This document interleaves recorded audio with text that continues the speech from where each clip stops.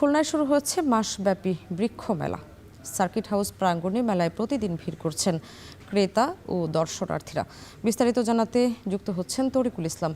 তরিকুল, জানাবেন মেলায় কি কি গাছ পাওয়া যাচ্ছে আর আয়োজনের বিস্তারিত জানাবেন। স্বামী, খুলনার বৃক্ষ মেলাটা আসলে বেশ জমজমাট হয়ে থাকে, তেমন এবারও তেমন তার ব্যতিক্রম হয়নি। প্রায় ৬২টি স্টল নিয়ে এখানে বৃক্ষ মেলা শুরু হয়েছে গত ১১ তারিখ থেকে।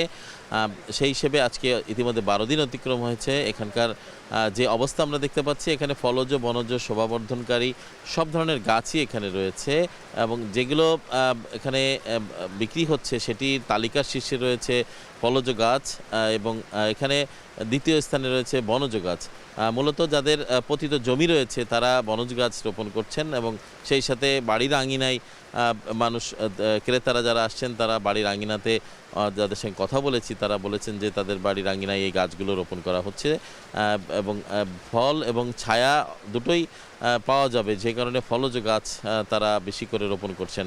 এছাড়া যারা শৌখিন মানুষ রয়েছেন, যাদের শহর নগর জীবনে যাদের বাড়িতে বা বারান্দায় তারা তাদের শোভাবর্ধনকারী যে গাছগুলো রয়েছে সেগুলো তারা রোপণ করছেন। গত বৃক্ষ মেলায় আমরা যেটি পরিসংখ্যান পেয়েছি, ১.৫ লক্ষাধিক প্রায় গাছ বিভিন্ন ধরনের বিক্রি হয়েছিল। সেই হিসেবে এবারের বৃক্ষ মেলাটি একটু ব্যতিক্রম এবং এখানে একটি বন বিভাগ এবং জেলা প্রশাসন যৌথভাবে এই মেলার আয়োজন করেছেন এবং বিক্রি তারা বলছেন যে এটি দ্বিগুণ ছাড়িয়ে যাবে বলে তারা আশা করছেন। মূলত আবহাওয়াজনিত কারণে এখানে ক্রেতাদের সমাগম মাঝে মাঝে কিছুটা কমে যাচ্ছে, তবে নির্ধারিত একটি সময় বিশেষ করে বিকালবেলা এখানে ক্রেতাদের উপস্থিতি বেশি থাকে, বিশেষ করে নারী ক্রেতাদের উপস্থিতি উল্লেখযোগ্য এখানে। এছাড়া শিক্ষার্থীদের জন্য এখানে বিশেষভাবে বৃক্ষ বন বিভাগ থেকে ছাড় দেওয়া হয়েছে এবং শিক্ষার্থীদের কাছে আসলে তাদেরকে বিনামূল্যে গাছ তুলে দেওয়া হচ্ছে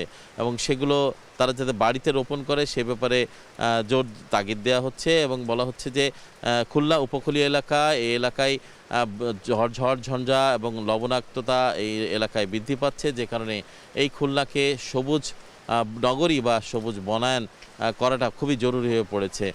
ভবিষ্যৎ প্রজন্মের কথা চিন্তা করে এই বনায়নটা খুবই জরুরি এবং রাষ্ট্রের যে বৃক্ষরোপণ আন্দোলন, সেই আন্দোলনের সাথে সবাই এখানে একসাথে গাছ কিনছে এবং এখানে গাছ কিনে তারা রোপণ করছেন। সব মিলিয়ে এই ছিল স্বামী আমার কাছে খুলনা থেকে বৃক্ষ মেলার সর্বশেষ খবর।